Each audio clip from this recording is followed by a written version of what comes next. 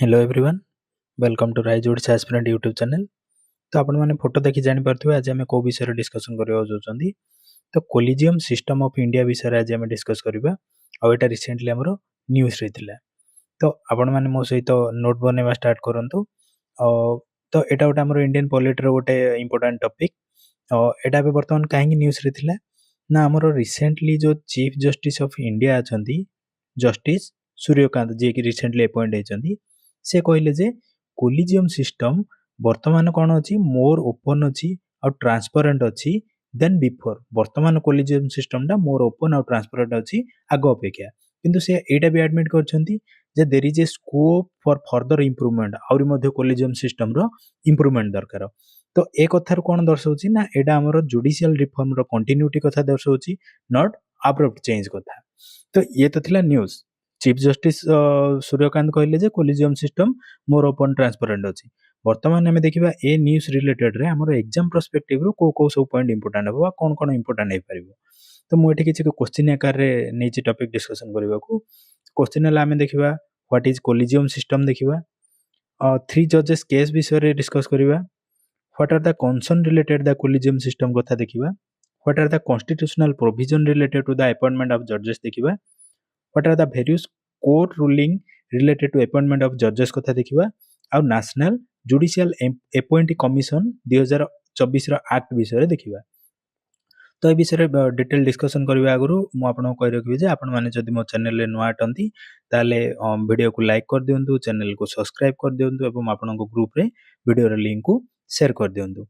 और रिसेंटली एथरे हमर समरजीत सर भी चैनल रे जॉइन हिचंती और से छोट छोट वीडियो क्लिप माध्यम रे रीजनिंग एनवायरनमेंट पॉलिटी टॉपिक को टैकल करबा को करछंती। तो फर्स्ट हमें देखिबा ए कोलिजियम सिस्टम कोन। कोलिजियम सिस्टम कोन ये होची गोटे मेथड जो थरे कि हमरो जजेस माने अपॉइंट होचंती ट्रांसफर होचंती हायर जुडिशियरी को। तो ये कोलिजियम सिस्टम रे के अछंती सुप्रीम कोर्ट कथा जब देखिबा एथरे सीजेआई और 4 जण सीनियर मोस्ट जजेस रहउछंती। हाई कोर्ट कथा रे हाई कोर्ट रो हमरो chief justice of high court और 2 जण सीनियर मोस्ट जज रहउछंती। तो ए जो कोलिजियम सिस्टम रो रोल कोन। ए कोलिजियम सिस्टम रो रोल हैला ए माने रेकमेंड करिवे जज मानको अपॉइंटमेंट सुप्रीम कोर्ट रो और हाई कोर्ट रो। तो ए जो कोलिजियम सिस्टम अछि आको हमरो इंडियन कॉन्स्टिट्यूशन रो कोठे मध्ये कोलिजियम सिस्टम मेंशन नाही। तो नेक्स्ट हैला हमरो 3 जजेस केस कथा देखिबा। 3 जजेस केस कोन हमरो फर्स्ट जज केस आस्थिला 1981 मसिया रे जोडा हमरो केस होची S B Gupta versus union of India रो। एठी कोन हमरो सुप्रीम कोर्ट को कहितला ना एग्जीक्यूटिव जे कि हमरो गवर्नमेंट अछि ताको हमरो प्राइमेसी दिया गला अपॉइंटमेंट ऑफ जजेस रे और सीजीआई को ओपिनियन नॉट बाइंडिंग गवर्नमेंट ऊपर बाइंडिंग नाही। सेमते हमर सेकंड जज केस आसिला 1993 रे जोठी हमरो सुप्रीम कोर्ट कहला इंट्रोड्यूस कला कोलिजियम सिस्टम को आ प्राइमेसी वर्तमान देला का को जुडिशियरी को। फर्स्ट जज रे थिला प्राइमेसी का ऊपर ना गवर्नमेंट ऊपर।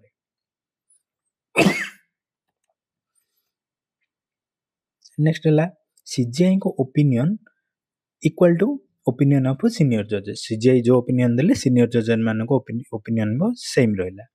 तो थर्ड जज केस आसिला 1998 रे जोठी हमरो प्रेसिडेंशियल को रेफरेंस रहला अंडर आर्टिकल 143 आ कोलिजियम सिस्टम को एक्सपांड करा गला जोठी सीजीआई और 4 जण सीनियर मोस्ट जज रहिले। आ ये जो प्रोसेस टा गोटे कोन होला इंस्टीट्यूशनल और कलेक्टिव कर दिया गला। वर्तमान देखिबा ये जो कोलिजियम सिस्टम रो कंसर्न कोन कोन कोन ते सेथरे कंसर्न अछि। ये होची लैक ऑफ ट्रांसपेरेंसी नाही एथरे। No fixed criteria for selection करिया पे किछि मध्ये फिक्स्ड क्राइटेरिया रखा जायनी। नेपोटिज्म एंड फेवरेटिज्म कंसर्न तो जे जा को माने मत देला ताको अपॉइंट कर दिया जाउची। नो अकाउंटेबिलिटी मेकानिज्म अकाउंटेबिलिटी एथरे किछि नाही। एक्सक्लूड्स एग्जीक्यूटिव कंप्लीटली तो एथरे एग्जीक्यूटिव को कंप्लीटली एक्सक्लूड करा जायछि। एग्जीक्यूटिव को आरो सिस्टम रो बाहर रखा जायछि। तेनु एटे क्रिटिसाइज हो जे ये होची गोटे क्लोज डोर सिस्टम मींस गोटे जेमति हमर बंद दरवाजा रे डिसीजन नेबा कथा ए से टाइप रो अछि बोली गोटे क्रिटिसिज्म होची। तो हमर कॉन्स्टिट्यूशनल प्रोविजन कोन जज मानको अपॉइंट रे हमर कॉन्स्टिट्यूशन रो को आर्टिकल रे लिखा जाय जे जज मानको अपॉइंट विषय रे आर्टिकल 124 रे लिखा अछि अपॉइंटमेंट ऑफ सुप्रीम कोर्ट जजेस। सुप्रीम कोर्ट को जज माने आर्टिकल 124 अनुसार अपॉइंट होती। सेमती हाई कोर्ट रो जज माने आर्टिकल 217 द्वारा अपॉइंट होती। ट्रांसफर ऑफ हाई कोर्ट जज आर्टिकल 222 रे लिखा अछि। सेमती हमरो आर्टिकल 143 रे लिखा अछि जे presidential reference to supreme court रो रेफरेंस अनुसार प्रेसिडेंट अपॉइंट करछन्ती जज मानकू।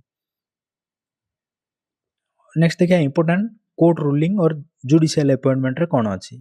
जेमिन देखले हमरो एसबी गुप्ता केस जोटा 1981 रे आस्तिला फर्स्ट जज केस, सेठी कागो सुप्रीमेसी दिया जायतिला ना एग्जीक्यूटिव रो डोमिनेंसी थिला, गवर्नमेंट रो डोमिनेंस थिला। सेकंड जज केस 1993 रे जुडिशियल को प्राइमेसी दिया गला। थर्ड जज केस 1998 रे कोलिजियम सिस्टम को एक्सपांड करा गला। सेमते हमर एनजेएसी जजमेंट आसला 2015 रे जोटा हमर स्टॉक डाउन करा गला एनजेएसी को और रिस्टोर करा गला कोलिजियम सिस्टम को। वर्तमान देखिबा जो एनजेएसी कोन बा तार फुल फॉर्म होला national judicial appointments commission act आसतिला केबे 2014 मसिया रे। आर पर्पस थिला जे कोलिजियम सिस्टम को रिप्लेस कर दिया जिवो। तो एनजेएसी रो मेंबर किए थिले सीजीआई रहले, दी जण सीनियर सुप्रीम कोर्ट रो जज रहले, हमर लॉ मिनिस्टर आ दी जण एमिनेंट पर्सन रहिथिले एनजेएसी रे। आको काहेकि स्ट्रक डाउन कर दिया गला 2015 मसिया रे आको स्ट्रक डाउन कर दिया गला कम में ना ये वायोलेटेड जुडिशियल इंडिपेंडेंस को वायोलेशन करछि बोली, थ्रेटन सेपरेशन ऑफ पावर, तो सेपरेशन ऑफ पावर को थ्रेटन करछि बोली आउ आको डिक्लेयर कर दिया गला अनकॉन्स्टिट्यूशनल बोली बाय सुप्रीम कोर्ट। तो हमर जो कोलिजियम सिस्टम को रिवाइव कर दिया गला। तो कंक्लूजन रे हम जो देखिबा judiciary acknowledges improved transparency but reform is still needed. तो हमर जो जुडिशियरी बा कोलिजियम सिस्टम अछि ये कोन करछि ट्रांसपेरेंसी को धीरे धीरे इम्प्रूव करछि, बट एथरे एबे मध्य इम्प्रूवमेंट दरकार बा रिफॉर्म आनिमा दरकार। Balance required between independence, transparency and accountability. A reformed collegium with greater opinions is way forward. तो ये आम गोटे कंपैरिजन देखिदेबा एनजेएसी और कोलिजियम सिस्टम रो गोटे comparison. Collegium system based on 3 जज केस को बेस करे कोलिजियम सिस्टम आसी। किंतु एनजेएसी होची गोटे बॉडी जोटा क्रिएट करा जायतिला to and the 2 decade old supreme court collegium system of जजेस अपॉइंटिंग जजेस। तो एनजेएसी हमर तो 3 जज केस रो आस्तिला, किंतु सॉरी कोलिजियम सिस्टम 3 जज केस रो आस्तिला, किंतु एनजेएसी को क्रिएट करा जायतिला ए जो कोलिजियम सिस्टम को स्टॉप करबा पई। कोलिजियम सिस्टम रे कोन अछि ऑनरेट अपॉइंटमेंट ऑफ जजेस are made by chief justice of India and 4 most senior supreme court जजेस। तो एथिरे कोलिजियम सिस्टम रे कोन करंती ना सीजीआई और 4 जण सीनियर मोस्ट सुप्रीम कोर्ट रो जज मिसिकी ना को रेकमेंड करंती। तो नेक्स्ट सीजीआई के हबो। अब एडा हमरो ए जो एनजेएसी आस्तिला आकु लोकसभा रे पास करा जायतिला अगस्त 13 रे 2014 रे और राज्यसभा को ता पर दिन पास करथिला। Collegium system has no constitutional backing. NJSC will consist of 6 people: CJI, 2 senior most Supreme Court judge, law minister, and 2 eminent persons. Constitution of India, India's Article 124 says appointment to made by President in consultation with judges as President may deem necessary. तो collegium system अनुसार CJI और collegium system रे जहार ना recommend हबो बा सेमानक recommendation अनुसार appoint किए करिवे प्रेसिडेंट करिवे। क्रिटिसाइजेस से it is a closed door system with lack of transparency. तो ए कोलिजियम सिस्टम को क्रिटिसाइज कोन करा जाउछ ना एडा गोटे क्लोज्ड डोर सिस्टम आ एथरे लैक ऑफ ट्रांसपेरेंसी नाही बोली। आ ए जो एनजेएसी को कोन क्रिटिसाइज करा गला ना क्रिटिक्स से जजेस in N J A C will need support of other two push a name through they fear judicial independence being compromised. तो ये थिला आज हमरो topic collegium system of India जो थरे हमरो इंडिया रो जज माने अपॉइंट होंती। तो मो आपको पूरा शॉर्ट रे एक्सप्लेन करबा को ट्राई करछि। जदि आपण मानक मो वीडियो भल लगथाय ताले वीडियो को लाइक करंतु, चैनल को सब्सक्राइब करंतु। Thank you.